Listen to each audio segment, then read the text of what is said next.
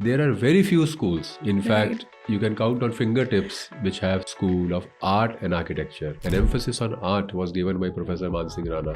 What do you think about the current landscape of architecture? I would like to go back to the legacy of School of Art and Architecture, Sushant University. Then I don't feel at all scared when people say technology is going to overtake, what will happen to the profession of architecture. So we train our students to take on these challenges head on. Yeah, I also feel when we were studying during my thesis, I explored the whole role that AR, VR, AI plays in architecture. We don't need to be slaves of the technology. We have to use technology to our benefit. So, how do you think something like this can be incorporated at the education level? We had done a very big national conclave in 2023 where we are looking at the future of architecture in the light of new education policy. Architecture and design are a very slow pace evolving disciplines. The School of Art and Architecture, Sushant University, was set up when there were only 3 or 4 schools in Delhi NCR in 1980s. Hello, everyone. We're all gathered here today for an informal deliberation on the future of art and architecture. I'm Adya Garg. I'm an architect and an entrepreneur graphic designer. I run my own graphic design studio, so I delve into the interdisciplinary, way of design and how they all can be blended together to get the most optimal results. So I'm here with Dr. Naveen Piplani. He's the director of School of Art and Architecture, Sushant University. Earlier, he was the director of the creative cluster of Sushant University, which was an integrated system for architecture, planning, as well as design to really bring out the holistic nature of it and see what all can be done when we actually combine all three. So, hello, sir. How are you doing today? Hello, I'm very good. Thank you so much. And it's a pleasure talking to you this evening. Likewise. So, incidentally, we both are from Sushant School of Art and Architecture. We're both alumni. Dr. Naveen Piplani is from the second batch, and I'm from a very recent batch. I graduated in 2023. He's also a conservational architect of international repute. So, sir, if you could just tell us something about what you've been doing and what are the projects that you worked on recently. I give all the credit to where I am, what I am doing today professionally to the School of Art and Architecture, Right. which was started in 1989 by Padma Shri Mansingh Rana ji, who is no more, unfortunately. And that time it used to be called Sushant School of Art and Architecture. This was the first school in the whole ecosystem of Sushant University. And we were very few earlier batches who kind of came so close to Professor Mansingh Rana and his ideology and his approach and his sensitivity towards design as a principle, of which came out art and architecture. If you recall, there are very few schools. In fact, you can count on fingertips which have Sushant School of Art and Architecture. Usually, schools are either planning and architecture or engineering or only architecture, but art, an emphasis on art, was given by Professor Mansingh Rana, and that I think embeds in all our various branches of architecture that we learn at the school. Definitely. I feel till even now his ethos and philosophy carries on. I think as opposed to other architecture schools, we're really always encouraged to bring out the creativity and the art side of architecture as well, and not have it be just technical, which is something that other architecture schools do. Yes. So this is one of the things actually that we've noticed that is happening these days. People have so much focus on the technical aspects of it, but with that, with so much technology coming in, it's a difficult balance to create between the creativity bit and the technical bit.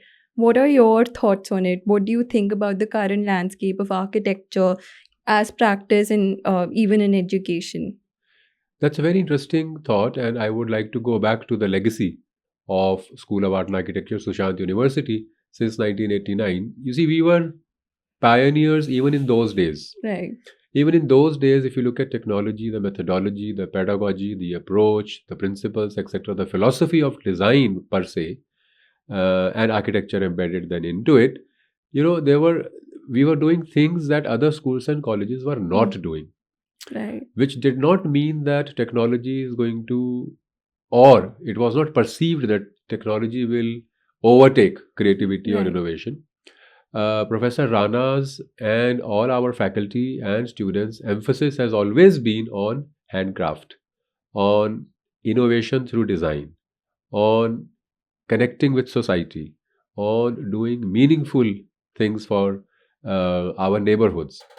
The buzzwords of Mhm. sustainability and eco-friendly approach have come in now, but we were doing it even then. In fact, Right. our old campus was surrounded by hundreds of eucalyptus trees, and not a single one was cut when the Mhm. campus was being developed. So we have been following sustainability, technology, etc., even during those days. And I don't feel at all scared when people say technology is going to overtake, what will happen to the profession of architecture, what will happen to the design and innovation aspect, because we train our architects, we train our students to take on these challenges head on from first year to fifth year, all through.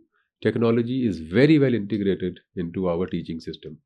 I agree, sir. I agree. I also feel when we were studying, technology was always promoted, but we were also encouraged to really go back to our roots and always keep referring back to the traditional, conventional ways of doing things.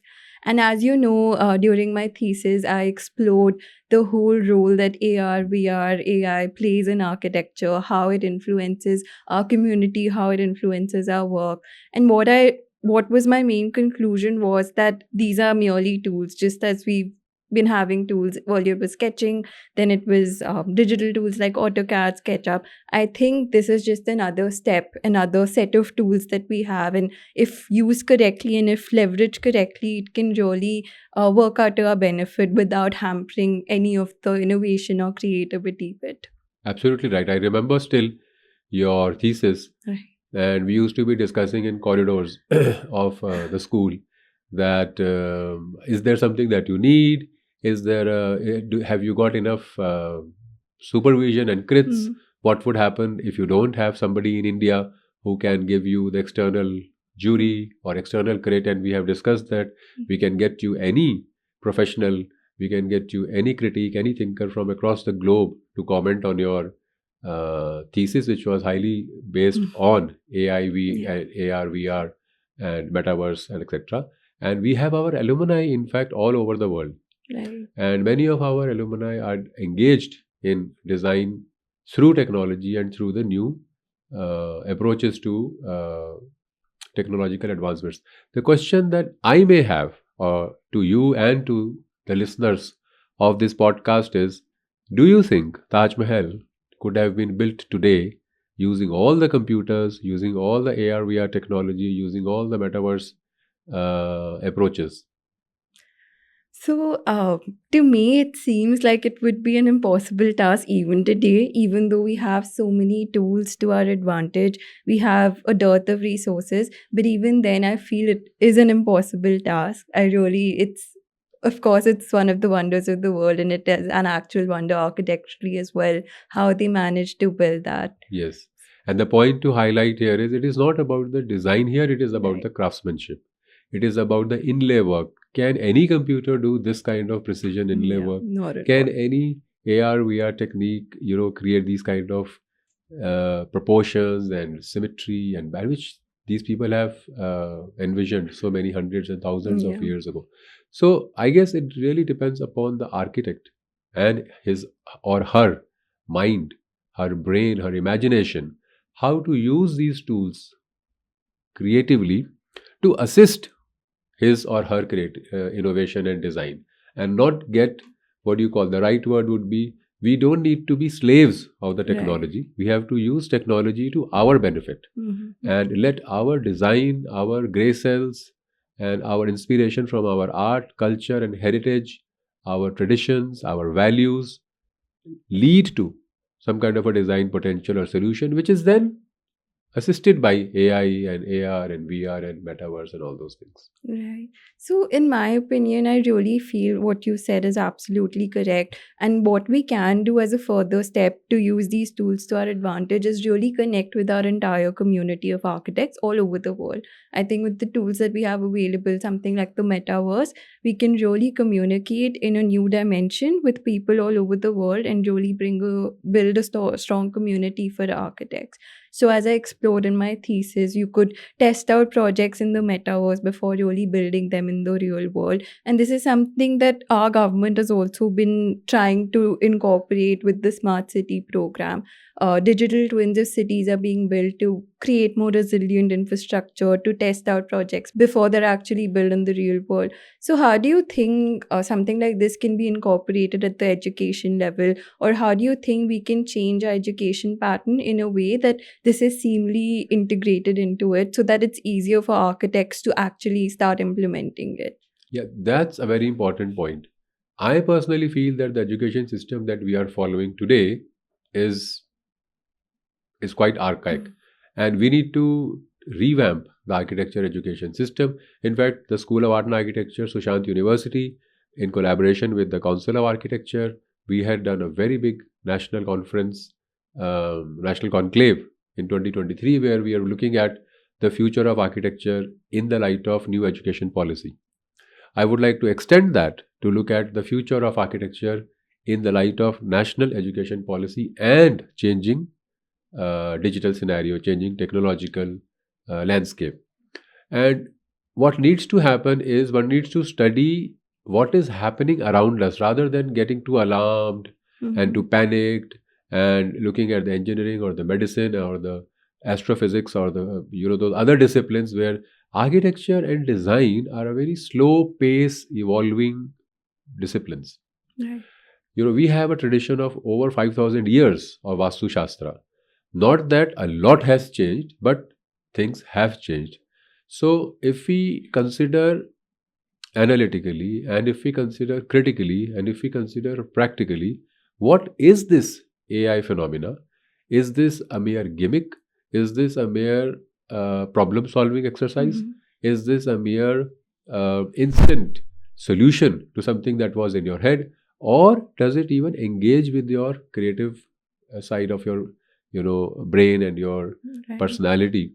So architecture education needs to stand like a solid pillar, and architecture practice needs to support this solid pillar, and architecture research needs to go out in the field, study the field, find out the challenges, find out where the field is going, what is the status, bring all that information back to the education system and to practice, connect with industry, connect with people who are already using this technology in their work in India and abroad, and do a very thorough, a very practical, and a very systematic, let's say, assessment Right. of how new technology and new digital domain can be integrated and embedded into the architecture education, rather than taking a very strong view of this is going to replace Right. architects, or this is going to kill creativity, or let's do AI from the first year.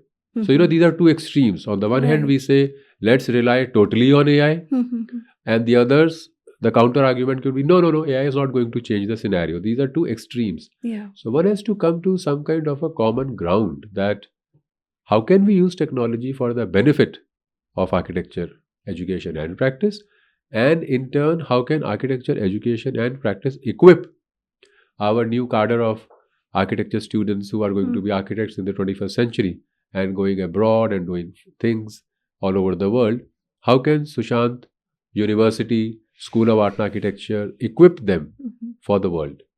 Right. I completely agree. So it's very important to have a balanced approach rather than taking an extremist approach about these things, because that is what happens. And in that, the actual motive of learning gets lost somewhere. There are so many tools that are available, and without a systematic approach, it's often hard to really pinpoint and select which one to use, which one to learn, and which one to take forward. But you mentioned that, it's important that we learn from the people who are actually in the field and working in India, abroad. And we happen to be one of the COVID batches. So during that time, because of a necessity, we were forced to take everything digital and everything was online. But what good really came out of it was that we were able to interact with people all over the world, whether it was discussions, whether it was reviews. We were really able to interact with architects abroad, working in different domains, using all this technology, using AI. So do you think there's some way that can be conventionally done as well, apart from it being done only in the times of necessity? Do you think there's any way that it can actually be integrated at the School of Art and Architecture, Sushant University, in usual like daily classes or weekly classes? Do you think it's a possibility that if we could do it during the times of necessity, like I'm sure there would be some way, if we were to plan it systematically, to integrate it into our curriculum or our schedule? Yes, I think what all you are saying is possible. And just want to put a few statistics for record.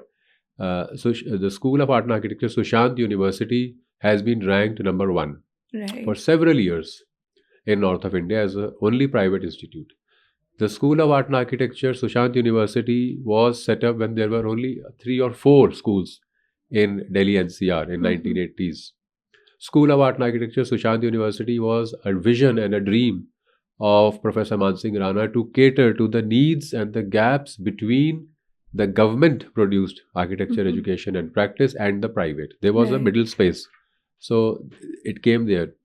And it has been supported by great patrons. I mean, I think I should should feel proud to mention here that the now king of the United Kingdom, King Charles, had visited Sushant in those Wow. days. We had artists like M.F. Hussain. We Yeah. had dancers like, I'm forgetting the name now of this lady who used to come. So we have who's who of art, culture, heritage. The point that I'm trying to make is Sushant University, the School of Art and Architecture, and the whole ecosystem has the resources. Right. It is at the top. It has got all good connects. It has got the infrastructure. It has got connectivity. It is sitting in the heart of Gurgaon, in the heart of Delhi NCR.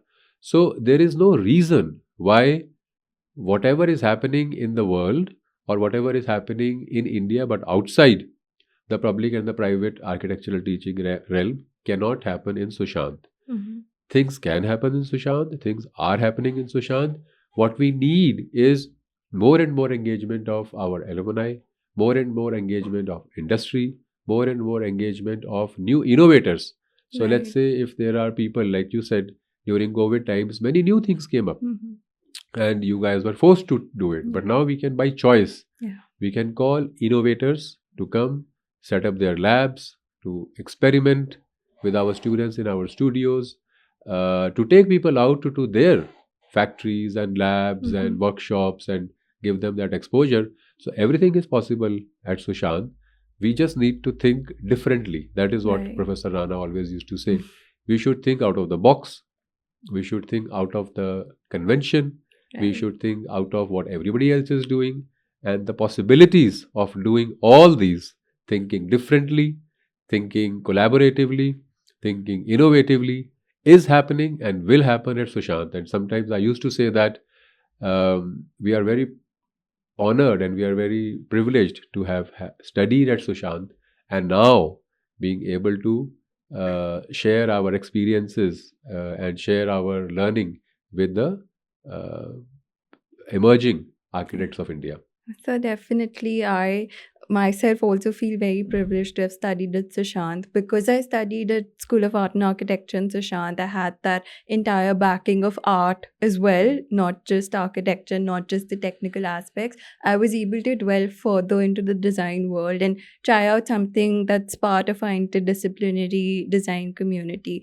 It was extremely easy for me to make that switch, and not even a switch, rather a balance between the two, because I felt like our architecture education, and specifically the education that we got, equipped us with all these tools, techniques, philosophies, culture, heritage, history, that we were able to apply it much more easily. So, definitely, I think that's a great point. And moving forward, I feel like that should be integrated more and more. Children should be encouraged to really look at the whole design profession as a whole more holistically, which is something that we did, something that you were leading Yes. at our school with the creative cluster. So I think that was so beneficial when we were integrating architecture, planning, design. And I think it's great. We should definitely do that along with integrating AI and Technology. yeah. Yes. So what we were doing, the point that the word that you are missing is multidisciplinarity, Yeah. interdisciplinarity, and transdisciplinarity. Right. So what happens at Sushant University is that we are sitting in under one roof, not under one room, but under one roof, Yeah. where innovations in technology and design as a future, innovations in technology in planning as a future, and innovations in art and architecture in future as a principle, they all sitting in one place, which doesn't happen in many Yeah. places in India or even abroad. You are siloed. You only do architecture for 5 years. You Mhm. only do engineering for 4 years. You only do design for 3 years or 4 years. But here, you can do all in 5 years. You can sit in art classes and learn about art. You can go to design workshops. You can go on field visits. You can design students can sit in architecture classes. Planning students can interact with design students, etc. So this intermingling of, let's say, the creative cells, human beings, is happening at the School of Art and Architecture, School of Design, and School of Planning and Development, Sushant University, which gives you an opportunity to develop as a holistic Yeah. designer, architect, planner, artist, Mm. whatever you want to To say. really hone our aesthetic capabilities as well, apart from what we are studying, it really helps us develop that aesthetic sense in a truly holistic manner. Yes, true. Uh, So I wanted to, out of curiosity, ask you, Adya, that you are an alumnus of School of Art and Architecture, Sushant, and University. How do you feel that things have changed, scenario has changed? What have you learned, and what have you become at the end of your 5 years of education? How has your 5 year journey contributed to what you are today? So I always tell everyone this that studying at School of Art and Architecture really helped me because I was able to explore my aesthetic capabilities and I was able to develop my aesthetic senses much more just because of the fact that we were culturally also enriched and not just being taught architecture in a conventional way. So we were taught about our culture, about our history, about art, which I feel really helped me and it really helped me develop as a person. Not just that, I feel at Sushant, we were also not very deeply, but taught how to, market architecture, how to create a business out of architecture, which helped me then set up my own business. I feel like this is something that other schools do not teach, and then architects do have a bit of a gap in really taking their service to market and how to get clients, how to build their business. But I feel at Sushant, we were equipped with all of that. We were in a few ways, even if it was giving a review, it was almost like selling our project or selling our design. So I felt that was very beneficial to me and helped me become the person and become the designer that I became after those 5 years. And not just 5 years, I actually started my own business when we were in our third year itself. So I was able to use all these tools, learnings that we had done till then, and I was able to set up my business. And since then, I've been able to grow it because of what I've learned at Sushant.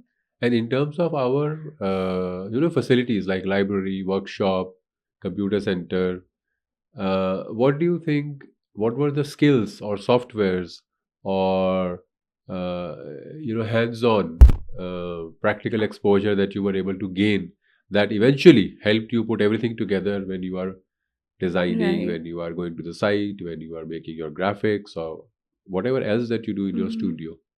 So, of course, we had all these facilities available to us. And even if we weren't having proper classes there, during our free time, we hung out around the computer lab, around the library. And during that time, with our colleagues, with our peers, we were able to sort of explore what is there, which slowly developed into a more deeper understanding as we progressed. I was then able to leverage it later. Might not have realized it back then, what all we were gathering.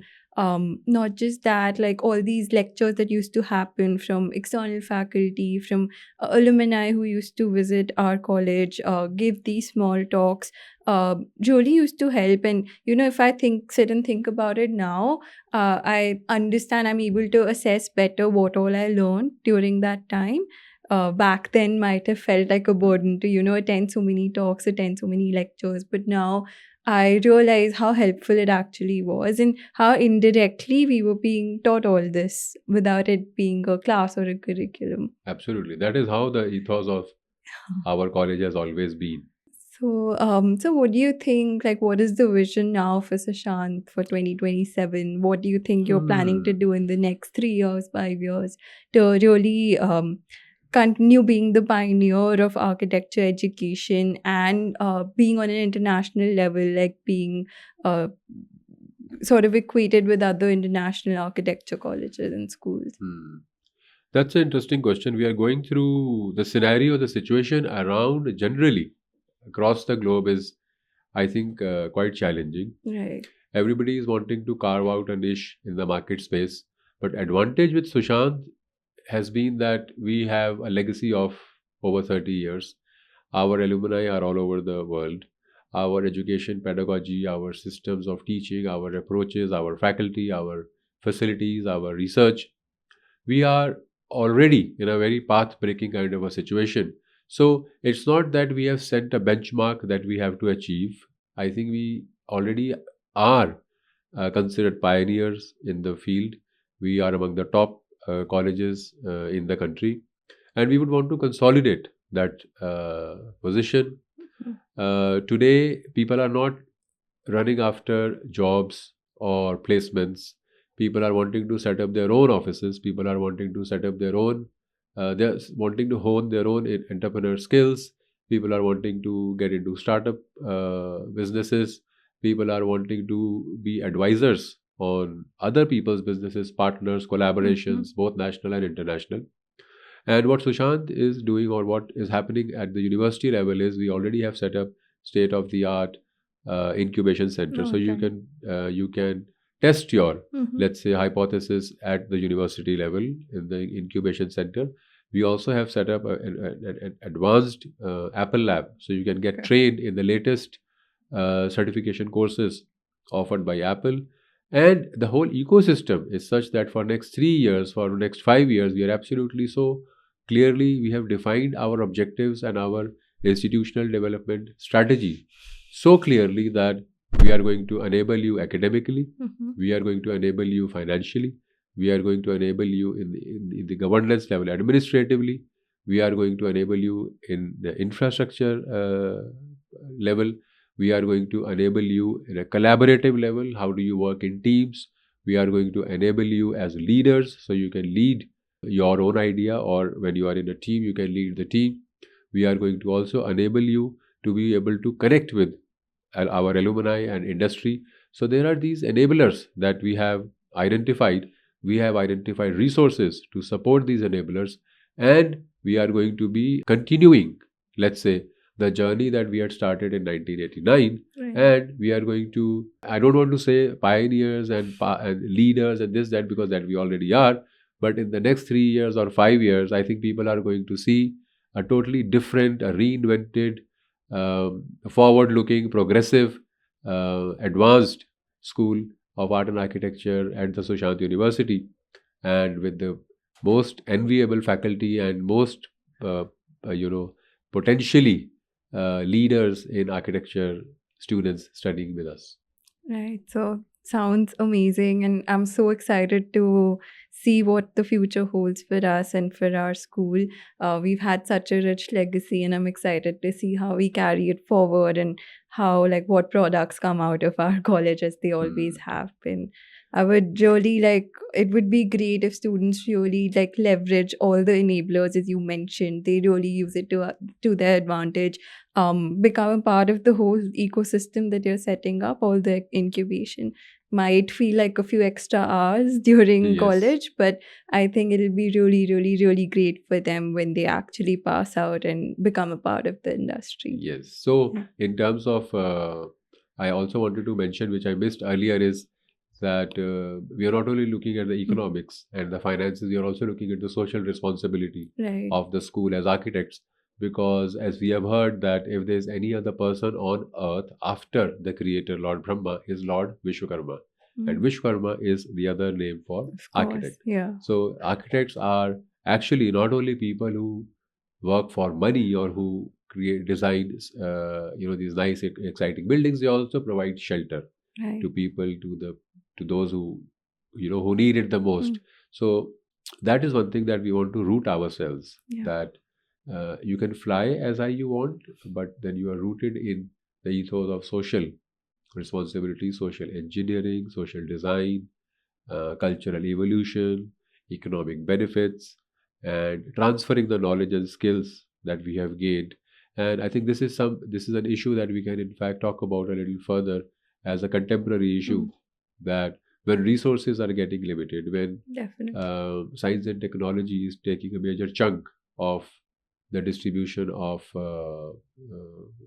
the wealth, let's say, where does one see creativity, design, innovation, arts, and expression of self, Mm. let's say, is getting more and more uh, uh, suppressed by the glamour and by the Yeah. glitz of uh, extensive resources that people have to spend. Mhm. What would be your take on that? So, as you rightly mentioned, I think it's so important to keep coming back to our roots, and it's so easy to kind of get lost in all the glitz, glamour, even the technology, everything that's happening around us. It's very easy to delve into that and forget the actual roots, the actual cause, the actual reason why we do what we do. So, I agree with you. I think it should be integrated right at the base level, right when we're just starting to think about all this, and that way it will become a part of our ecosystem just as much as everything else is, just as much as designing well is, just as much as all the glitz and glamour is. Yeah, so sustainability, which is a buzzword, but sustainability of design, sustainability of economics, sustainability of environment. I think all these things lie on the shoulder of an architect or a designer. I use Right. designer Mm-hmm. more inclusively than Mm-hmm. architecture. And these are issues that I think we need to keep in mind at the back of Definitely. our mind, that the material that we are using Mhm. takes so much of carbon footprint. The environments that we create and then we put air conditioning inside, eats up all your resources and adds to global warming. The the supervision and the flights that we take all adds to our carbon footprint. So all these issues that the world is going through in terms of carbon neutral, in terms of climate change, in terms of sustainable approaches to maintenance and well-being, are all issues that need to be discussed and addressed uh, in architecture schools all over Mm. the country, all over the world. And then the outcomes and the findings and the learnings should be brought down to the man on the ground, the man on the Yeah. street, so that this message of being sustainable, being eco friendly, being aware to climate change, being aware of our carbon footprint, being aware of the economic uh, equity, let's say, Mm. the distribution, people are conscious about it, and Yeah. it is a role of people like us Mhm. who take this to. To really ensure Yes, that it's actionable and not just conceptual. yes. Thank you so much for joining in. It was a great conversation, and we would love to keep having such talks in the future too. Thank you. Thank you, Adya, and it was great interacting with you. It just brought back all the Yeah, times and the lives that we were in college days. Now, of course, we are at a different level, but it was right, amazing. It was right. an honor and a privilege So to the be with honor you. was all mine, and thank you so much. Thank It was you. a great All the conversation. best.